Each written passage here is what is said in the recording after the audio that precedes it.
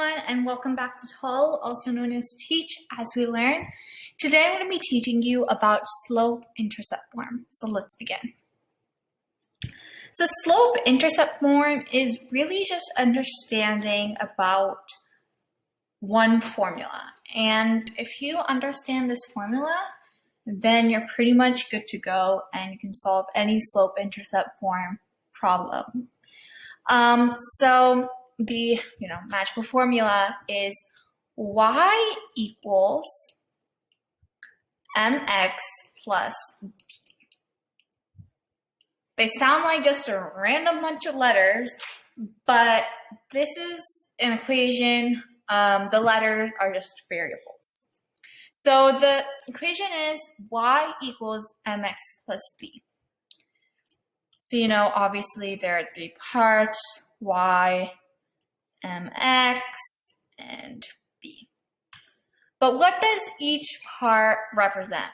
So y is total output of mx and b. So y is basically just the total output. Mx is a word known as slope. I think many of you probably do know what the word slope means because they usually do teach it before algebra. But slope is basically steepness of a line. That's the definition, but we use this as a number that never changes when we want to plot our next number that we use to plot our next stop.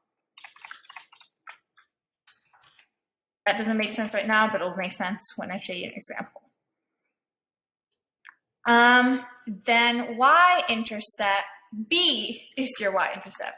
There you go. Or it can also be known as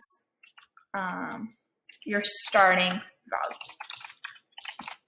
So right now I just said some really fast and really quick definitions of this formula, but I truly think that a way to understand slope-intercept form is just seeing an example. So I have a little practice equation for us, and I've drawn a graph.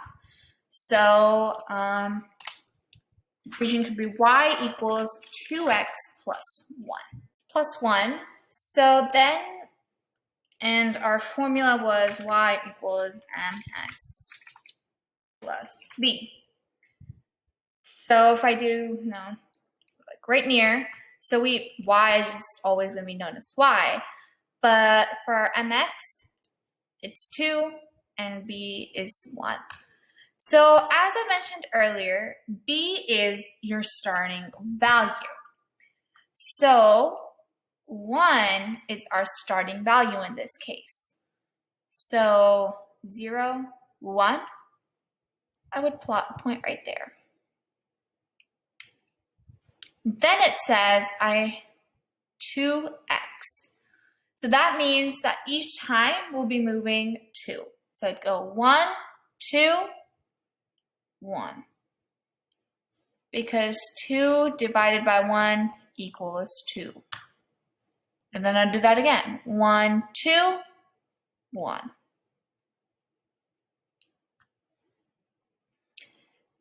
Then, so if we know that if we do suppose negative 2 divided by negative 1, it would equal out to be a positive 2. So I can go 1, 2, 2 down, and negative 1. 1, 2, negative 1. 1, 2, negative 1. So we have just plotted a line over here. And if we maybe take an example point, which we have plotted, right? So this is 1, 3. So 1, 3. And if we plug it in our formula, then we can see if it works or not. So this is also xy. 1 is our x. and 3 is our y. So we would plug it in y, so the formula goes y, so 3 equals 2 times 1 plus 1, and 3 equals 3. So we know that 1, 3 is actually a true point of this equation over here. So this is slope-intercept form. You would take your equation, plot your points, and you can always just double check by taking one point and confirming it if you have plotted your graph right. I am going to be doing another. So moving on to our next example, it is y equals negative 3x minus 1. So negative 1 is our starting value. So we'll just plot it over here. And negative 3x is our slope. So negative 3 is also negative 3 over 1, which results in negative 3. So we'll go 1, 2, 3. We're going down because it's a negative number. And then 1 to the right, since 1 is positive. Then we do 1, 2, 3, 1. Now, so we have plotted these 3 points, but what if we want to make our line longer? Then we would do,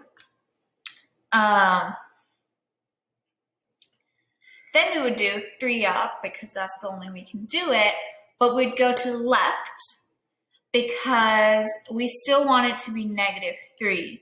So it doesn't matter if we have a negative 3 over 1 or 3 over negative 1. It still results in negative 3. So that's what we're exactly going to do. So 1, 2, 3. That's a common mistake which happens a lot. Remember that 0, 0 is a point as well. 1, 2, 3, negative 1. 1, 2, 3, negative 1. And I can't continue my graph because there are no, the next one would be a little bit more up. But basically, we have made our line. And the reason that we draw or plot these points is just so we can make this line. Anyway, this was it for today's video. I am going to see y'all in the next video. Bye, y'all.